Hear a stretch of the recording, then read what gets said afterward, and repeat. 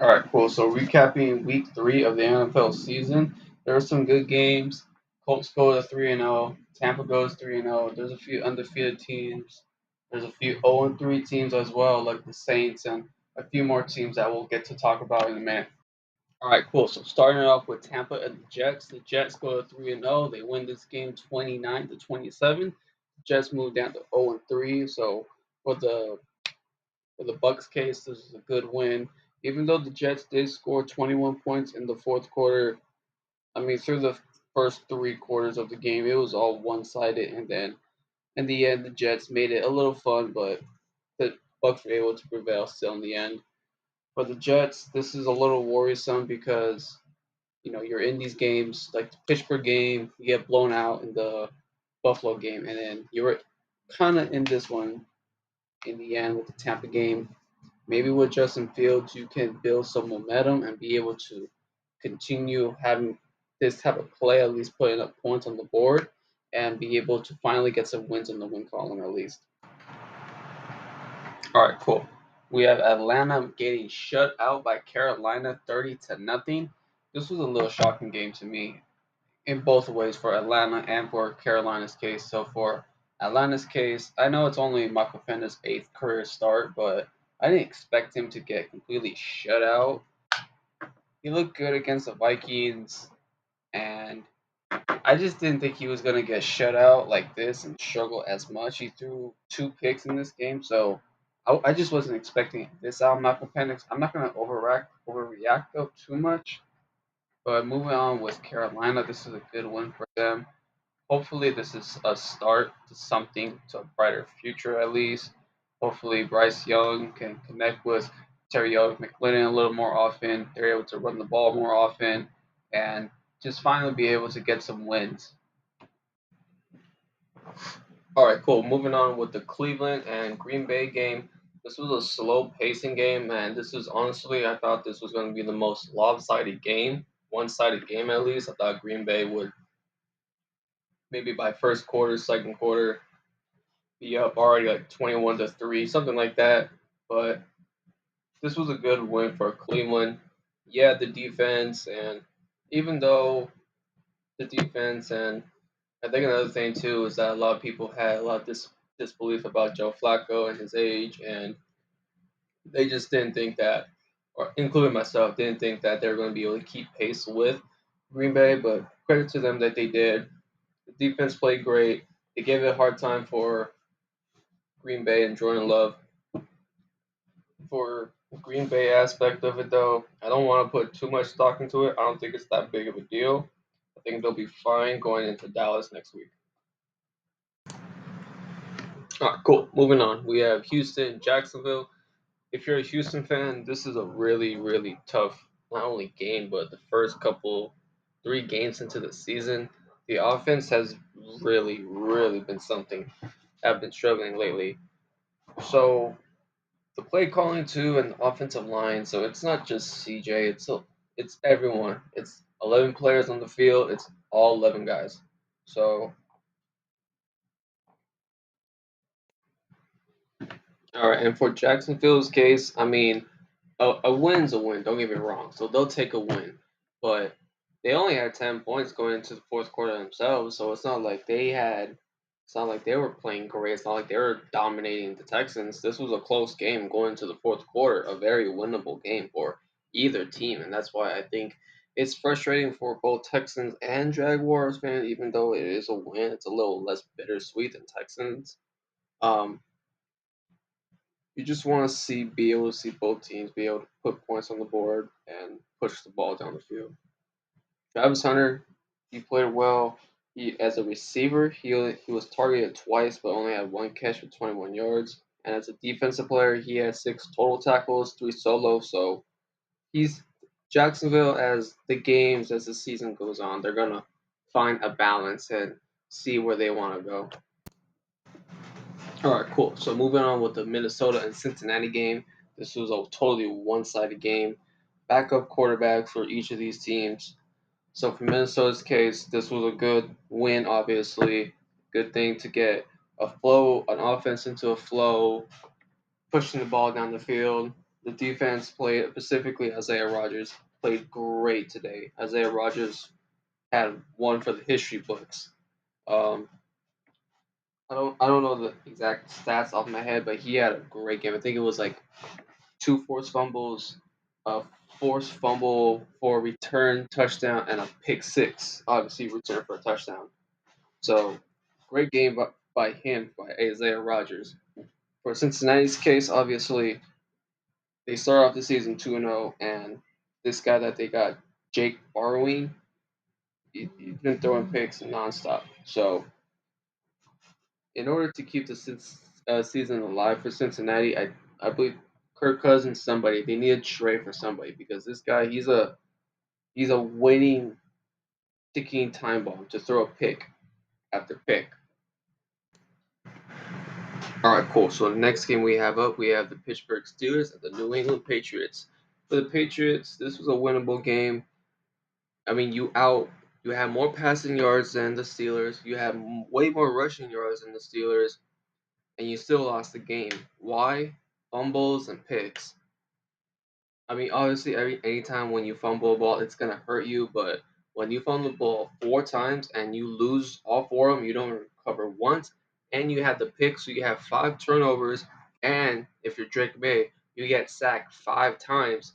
It's frustrating for the Patriots. This was a winnable game, and to not get the win is frustrating. For the Steelers' sake of it, it was a good way to capitalize on mistakes, be able to get touchdowns, and get the win on a team that could have, should have, but just made mistakes and they were able to capitalize. All right, cool. So moving on with the Philadelphia and Rams game. This was a good back and forth game that the Rams should have won. This was a very winnable game that the Rams should have won.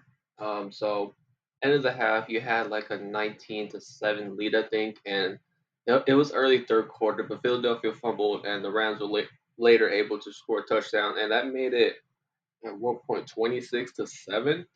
So with that gap of a lead, it's just frustrating for the Rams to still be able to. Again, you had at point a 26-7 lead, and you still end up losing the game. So it's really frustrating for the Rams. A lot of things that Sean McVay got to clean up and fix. And for the Philadelphia Eagles case, it's a good wit game, a lot of grit. Um, Show a lot of determination, even though it was kind of looking like it was getting out of hand. Philadelphia still kept it close, kept fighting. All right, cool. So moving on with the Colts and the Titans game. This was a one-sided game from the get-go. Indiana scored 17 points in the first quarter, and they pretty much didn't look back then. This was a great win by the Colts.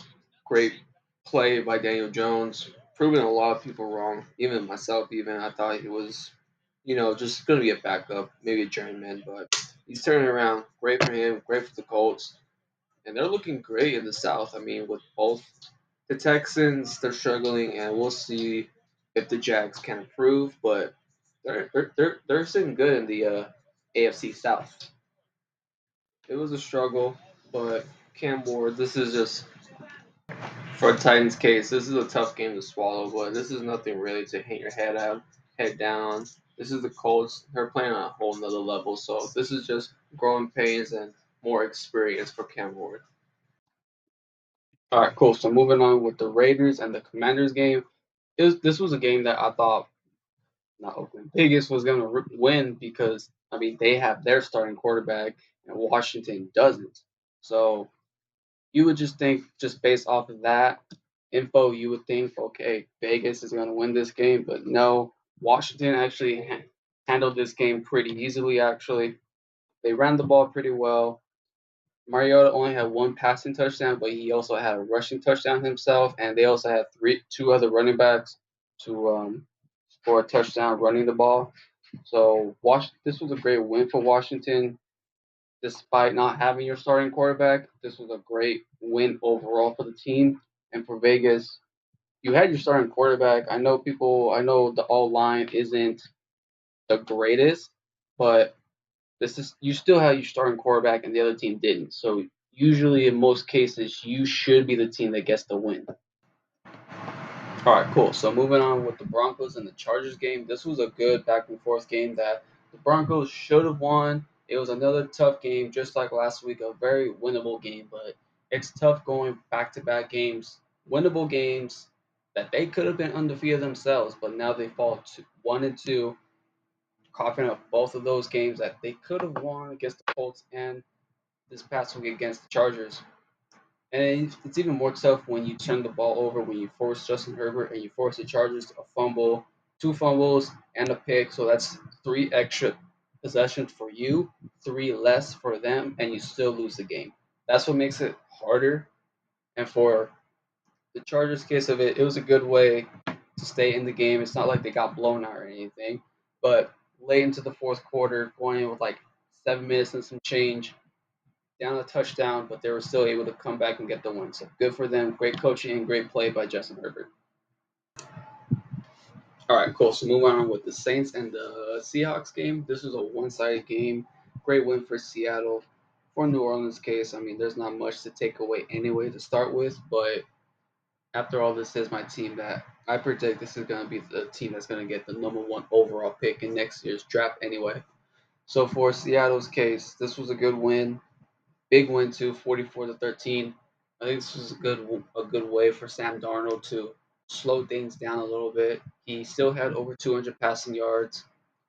I mean, the running game for Seattle, it was okay, but then again, you're already up 21-0 after the first quarter. While I mean, it's not like no one noticed. I don't think this is a hot take or anything, but everyone knows that New Orleans is not that good offensively and defensively. So you're already up 21-0 against them. I mean, you can kind of say it was already a game after the first quarter. All right, cool. Moving on, we have Dallas and Chicago. This was a good game by Chicago. It was a good way to get over the hump from last week, how they just one-sided game against Detroit and come back here to Dallas, be able to take care of business. I think this is going to be one of the new things that we can expect, at least from Ben Johnson and from these Bears teams that are going to be most likely sub par 500. They should be able to take care of those teams. Teams that are going to be borderline wild card, definitely like the Lions and the Eagles, playoff contenders. We'll see how they match up, but teams that are going to be sub 500, they should take care of teams like the Cowboys. And for the Cowboys, it's a tough loss. They were able to come back and tie the game at 14, but once the third quarter happened, both teams only touched the ball one time. In the third quarter, Chicago ran, I think, 19 or 17 plays, something like that. 19 plays, and it took just under 10 minutes in the third quarter. So both teams only got the ball once in the third quarter, and the fourth quarter, I mean, it was pretty much done. I don't know if it was both bad play calling and just Dak thought he saw something that's not there. The fourth quarter, it went Dallas pick, Chicago punt, Dallas pick, Chicago punt again, and Dallas pick again, and that's how you end the game. So it's just tough, and it's just a tough loss for Dallas. All right, moving on with the Arizona and San Francisco game. This was a very good game. This was a game that Arizona could have won. It should have won. Honestly, looking at it, but anytime that you're playing a team that has their backups quarterback starting, and you have your starting quarterback playing, in most cases, you should win the game. And this game really came down to whoever almost really scores a touchdown first wins the game because both teams went until the fourth quarter without scoring a touchdown, and the game that came down to 1 point. So it's a tough game. It's a tough loss for Arizona. You had the missed field goal in the first quarter that this game ended up coming down to 1 point, but there are other things too that didn't lead to the win, and this was great for San Francisco. A lot of great coaching in this game, a lot of fight determination in this game, and good for San Francisco to get the win. All right, cool. So moving on with the Sunday night game, we have the Giants, Chiefs. For the Giants case of it, Cam Scatterboo, him, the player, he had a good game. I think him and Malik Neighbors are going to be the two cornerstone pieces, at least on offense, that the Giants are going to be looking forward in the future or the years coming. It was a tough pill to swallow for the Giants in a possible now or never year for the head coach too. So they weren't really able to push the ball as much. The scoreboard halftime, it looked like it was a close competitive game, but this was not a winnable, but at least a game where the Giants could have gave more, but they just weren't able to execute plays as much. I mean, the first series of the game, they turned the ball over on down. So you like the effort, but sometimes I don't know, you're just trying to do too much when the game just started. And for Kansas City's sake of it, this was a good win for them. Wasn't the prettiest win, but end of the day, a win is a win.